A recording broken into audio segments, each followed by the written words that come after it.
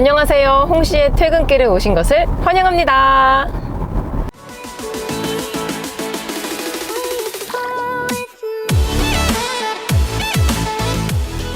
오늘은 쉐보레 이코녹스 촬영을 끝내고 언제나 그랬듯 반납하러 가고 있는 중입니다.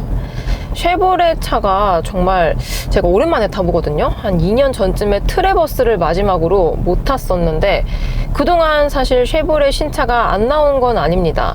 타호도 국내 출시가 되었고요. 또 이제 전기차 중에서는 볼트 시리즈가 출시가 되었었는데 아직까지 제가 못 타봤습니다. 왜냐하면 렌터카로 이런 신차가 아직 나오지 않아서 못 타봤는데 시승 기회가 있다면 언제든지 빠르게 시승기를 만들어 보도록 하겠습니다.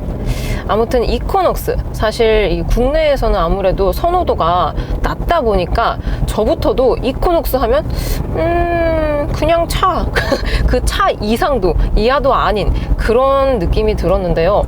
이코녹스를 실제로 시승을 해보니까 생각보다 이 차 괜찮은데? 뭔가 내돈내산해서 탈만하다 라고 생각이 듭니다. 일단 그 가장 큰 이유로는 주행 감각이 굉장히 고급스러워요. 사실 이 이코녹스는 중형이라고 생각이 될 수도 있지만 실제로는 이 국산차랑 비교했을 때 스포티지, 투싼하고 동급입니다. 즉 준준형인 거죠. 그래서 준준형 SUV 포지션을 담당을 하고 있는데 뭔가 시트 포지션도 높고 또 이제 차체 크기라든지 이런 것들이 조금 더 크다 보니까 뭔가 소렌토, 산타페와 동급 같아 보이는 그런 효과가 있습니다. 그래서 그런지 주행 감각도 투싼이나 스포티지보다는 조금 더 고급스럽다고 생각이 드는데요.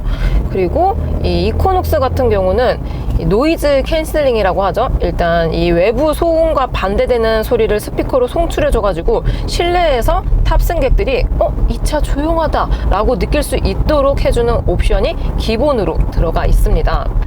근데 이런 옵션들은 사실 이 국산차에도 요즘 많이 들어가 있잖아요. 그래서 결과적으로 조용합니다. 이런 외부 소음이라든지 이런 지나가는 지금 차 되게 많거든요, 밖에. 근데 다른 차들의 이런 배기음이라든지 엔진음들이 크게 들리지는 않는 것 같아요.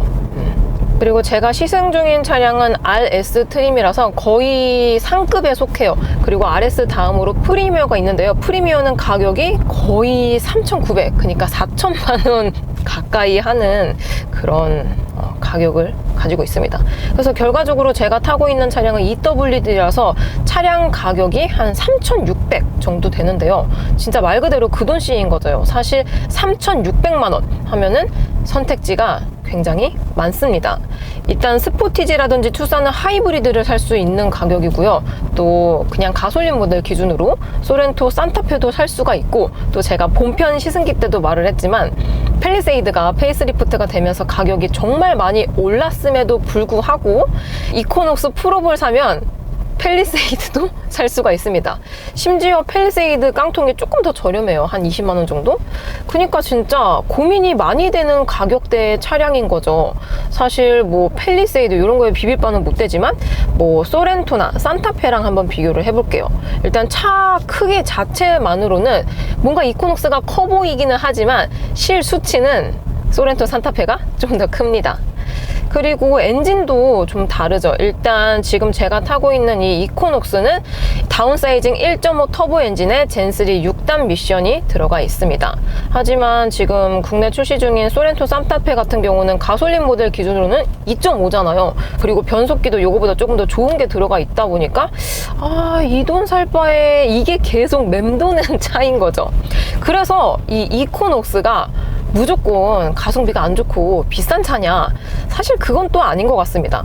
이 이코녹스는 국내 제조가 아닌, 즉 해외에서 만들어 오는 수입차인 거예요. 그러니까 이 그러니까 뱃삭이 포함되어 있는 수입차인 겁니다. 근데 우리나라는 유독 이제 국내에서 제조 중인 쉐보레 차들이 많다 보니까 그냥 이 엠블럼만 봤을 때 저거 국산차잖아 라고 생각하기 굉장히 쉽습니다. 하지만 이 이코녹스 같은 경우에는 국내 제조가 안 된다는 점, 즉 수입차에 속합니다. 근데 요거는 뭔가 이제 실오너, 그러니까 내 차인 경우에만 이렇게 자부심이 생기는 거지 남들이 좀 알아주는 그런 느낌은 또 아닌 것 같긴 해요. 내 마음에만 들면 되는 거죠. 차는 원래 자기 마음에 들어야지 오래 탈 수 있습니다. 그리고 또 하나, 옵션들이 없다는 게 또 하나의 장점이라고 생각이 되는데요. 일단 트림 하나를 선택하면은 옵션을 선택할 수 있는 게 뭐 2류는 선택할지 4류는 선택할지 이 구동 방식하고 썬루프밖에 없습니다. 보통 요즘 뭐 현기차들 같은 경우에는 옵션 진짜 많잖아요. 트림 하나 선택했더니 뭐가 엄청 많이 빠져 있어서 뭐 내비 선택하고 뭐 ACC 선택하고 뭐 하고 뭐 넣고 넣다 보면은 가격이 점점 올라가는데, 지금 타고 있는 이코녹스 같은 경우에는 트림 하나만 선택해도 기본적으로 딸려오는 옵션들이 굉장히 많습니다. 그래서 이 이코녹스가 옵션이 빵빵하냐, 사실 뭐라 해야 되지? 옵션이 없진 않거든요. 근데 많지도 않아요. 일단 기본적으로 제가 본편에서 말을 했듯이 기본적으로 한국인들이 좋아하는 옵션들이 대거 빠져 있습니다. 요즘 뭐 전방 충돌 방지 보조, 뭐 후측방 충돌 방지 보조, 막 되게 뭐 그런 거 많잖아요. 그리고 뭐 통풍도 없고 뭐 없고 막 그렇긴 한데, 또 특이한 점이 실사용 빈도가 낮은 옵션들이 기본으로 들어가 있는 것들이 많습니다. 예를 들어서 뭐 레인 센서라든지 아니면은 이 도어 4개 다 모두 오토 윈도우가 적용이 되어 있거든요. 그런 것들이라든지, 그리고 이게 지금 여기서는 보여드릴 수가 없는데, 이 진동 경고 스티어링 휠이 요즘 현대기아차에 많이 들어가잖아요. 근데 지금 이 쉐보레 이코녹스는 진동 경고가 들어가 있기는 한데 핸들이 아니고 시트에 들어가 있습니다. 그래서 만약에 뭐 앞에 차가 갑자기 급정거를 했어요. 그러면 두두두두두 이러면서 이 핸들에서 진동 경고가 오는 게 아니고 시트에, 그러니까 엉덩이에서 와요. 그래서 이게 뭔가 좋은 것 같기도 하지만 저는 좀 별로라고 생각이 들거든요.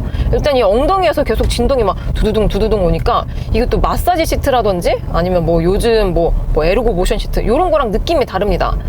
뭐라고 해야 될까? 약간 오줌 마려울 때 이 진동 경고 이 기능이 들어가면 뭔가 좀 더 뭔가 화장실이 급해지는 그런 느낌의 진동이거든요. 그래서 좀 개인적으로 저는 별로인 것 같아요.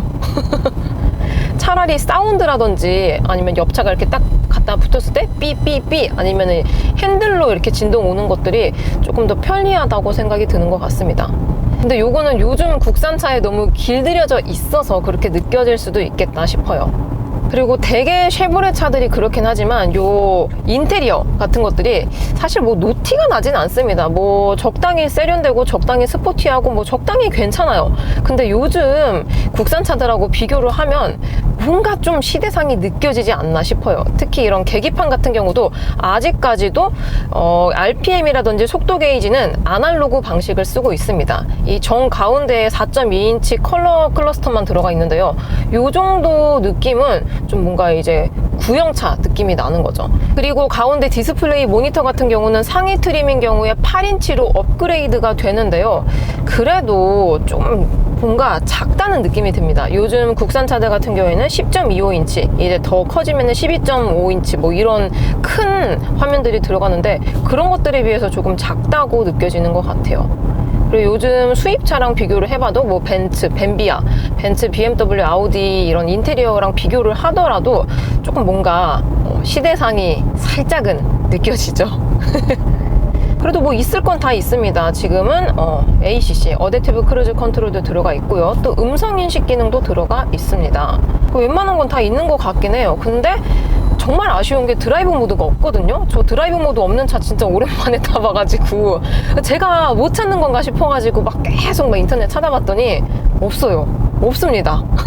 그래서 에코 모드 같은 경우는 또 따로 별도로 있는 차량들이 많은데 에코 모드도 없다 보니까 그러면은 이 차를 타고 좀 연비 주행을 하려면 어떻게 해야 되나 찾아봤더니 이제 발끝 신공을 하면 된다라고 많이들 말씀하시더라고요. 뭐 내가 연비 주행하면 되죠. 연비 얘기가 나와서 하는 김에 연비가 보통 미국 차들 같은 경우에는, 특히나 미국 같은 경우는 이제 뭐 기름이 콸콸 나오는 나라잖아요. 그래서 연비를 그렇게 크게 신경을 안 쓰고 차를 탑니다. 우리나라 같은 경우는 뭐 기름이 안 나오다 보니까 신경을 쓸 수밖에 없잖아요. 근데 이 이코녹스 같은 경우는 미국 차임에도 불구하고 연비가 그렇게까지 못 나오진 않는 것 같아요. 제가 고속 주행했을 경우에는 리터당 16km 정도 나오고요. 이렇게 시내 주행했을 경우에는 한 11, 12km 정도 나옵니다.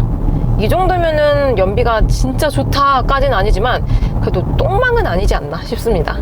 실제로도 이 동급 중에서 투싼 스포티지 같은 경우에도 가솔린 모델 기준으로 연비가 한 12, 13km 정도 나왔거든요. 그러니까 리터당 이 연비 효율이 엄청 크게 차이가 안 나는 거죠. 그래서 뭐 이 이코녹스를 산다 해서 연비 걱정하면서 탈 일은 없을 것 같긴 해요.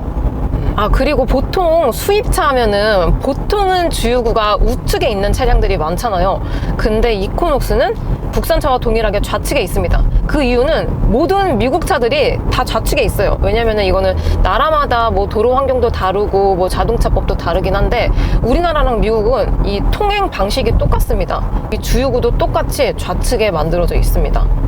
근데 약간 있거든요. 수입차 타면은 이런 주유소 갔을 때 남들은 이 다 주유구가 좌측에 있으니까 줄 서서 넣는데 나는 수입차니까 줄을 안 서지 이러면서 딱 우측에 착 가는 그 맛이 있는데 미국 차들 같은 경우에는 주유구가 이 국산차랑 똑같이 위치해 있다 보니까 주유소에서는 그 수입의 맛을 느끼기가 어려워서 조금 아쉬울 수도 있겠다 싶습니다.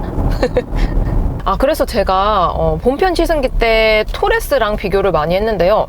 저는 토레스도 타보고 이코녹스도 타봤잖아요. 근데 주행 감각이 비슷한 듯 하면서 좀 달라요.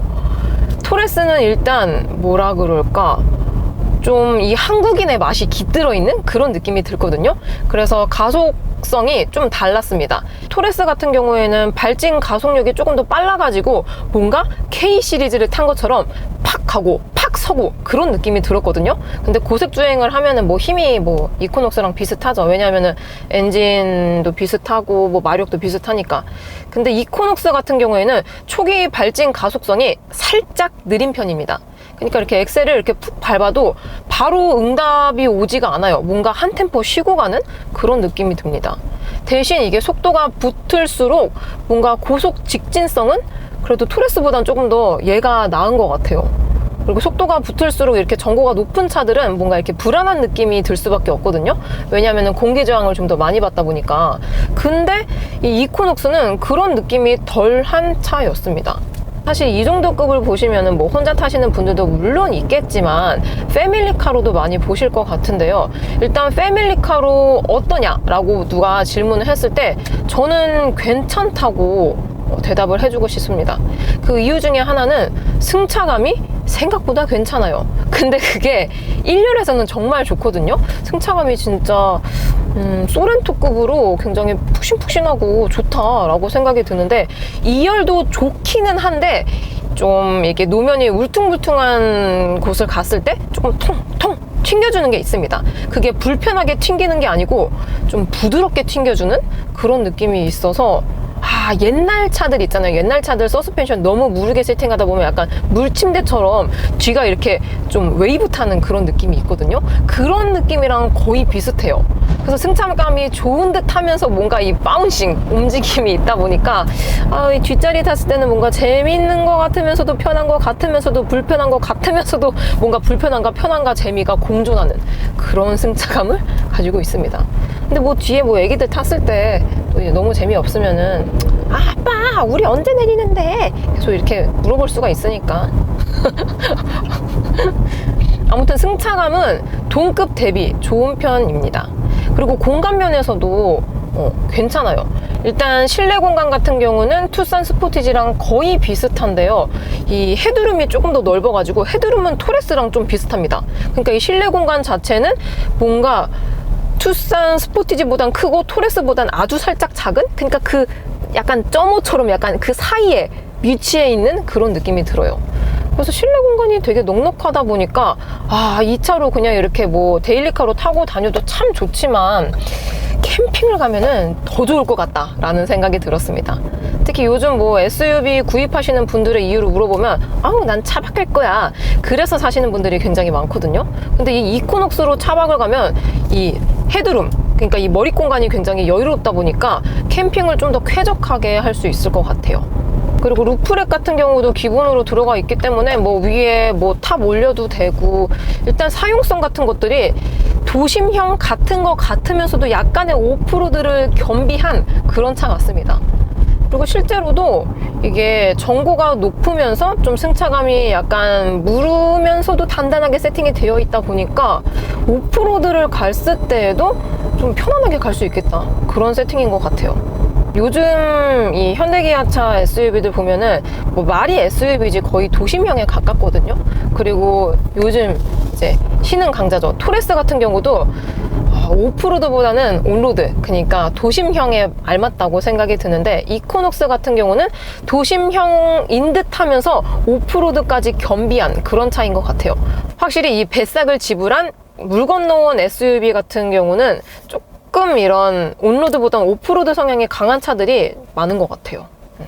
그래서 이 쉐보레 이코녹스 뭐 옵션질도 없고 생각보다 뭐 디자인도 나쁘지 않아, 유행 타지 않아, 그리고 뭔가 옵션 상태도 있는 듯 없는 듯 하면서도 괜찮아. 그리고 승차감도 너무 편하고 공간도 넓게 빠져가지고 패밀리카로도 써도 좋을 것 같다, 정말 칭찬을 많이 했는데요. 그래서 누가 야 그러면은 너 한 4천만 원 돈으로 너 쉐보레 이코녹스 살 거야? 라고 딱 마이크 대고 물어본다면 듣지 마, 안 살 거예요 라고 말할 것 같아요. 그러니까 물론 이게 이제 본편에서도 누누이 얘기를 했지만 차가 안 좋은 건 아닌데, 이 가격이면 진짜 그 돈씩인 거죠. 저 같으면은 그냥 스포티지 살 것 같거든요. 아니면은 소렌토 좀 하위 트림을 사던지. 그러니까 가성비가 진짜 좋은 듯 하면서 안 좋은 차인 것 같아요. 그리고 이게 차라는 게 평생 타면 참 좋겠지만 또 평생 안 타는 분들이 많잖아요. 저 같은 경우도 뭐 평생까지는 안 탈 것 같긴 한데, 이게 감가가 엄청납니다. 그러니까 이 이코녹스만 감가가 심한 게 아니에요. 일단 쉐보레 차 자체가 뭐 현대기아 차들에 비해서 감가가 심합니다. 실제로도 이 이코녹스, 그러니까 제가 뭐 중고 매물을 알아봤더니 한 18년식 기준으로 한 1,700만 원이면 사는 거예요. 근데 18년식 기준으로 동급인 스포티지 투싼을 알아봤더니 가격이 거의 한 400만 원 정도 차이가 났습니다. 그러니까 이 쉐보레 차들이 살 때는 현대기아 차들보다 조금 더 비싸게 주고 사는데 되팔 때는 한 400만 원이 더 싼 거예요. 그러니까 즉 내가 이 차를 신차로 구입하게 되면은 손해보는 금액이 진짜 많게는 거의 1,000만 원 가까이 난다고 생각을 하셔야 되는데요.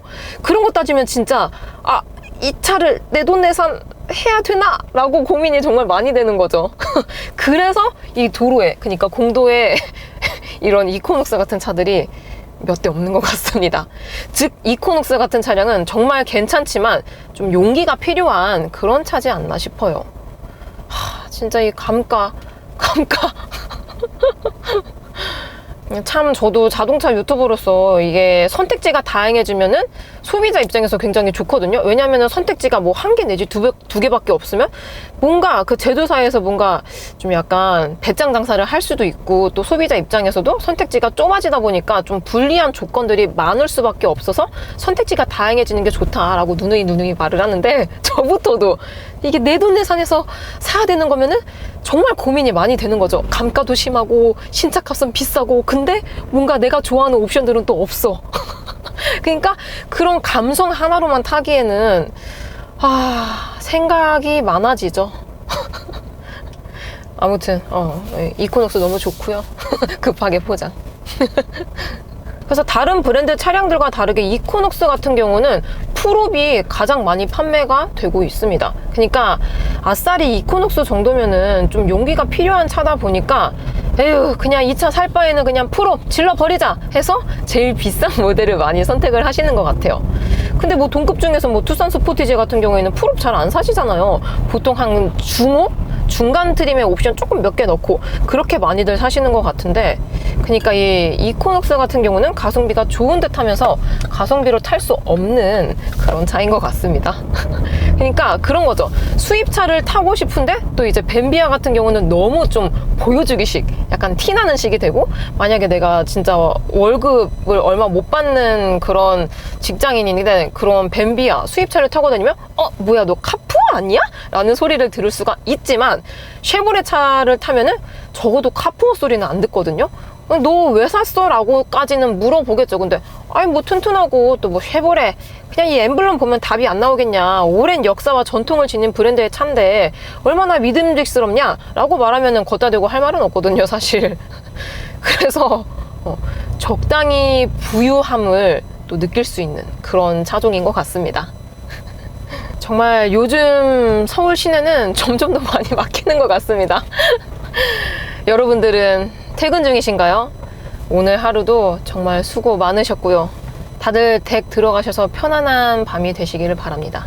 저는 그럼 다음 리뷰 때 뵙도록 할게요. 그럼 안녕! 안녕!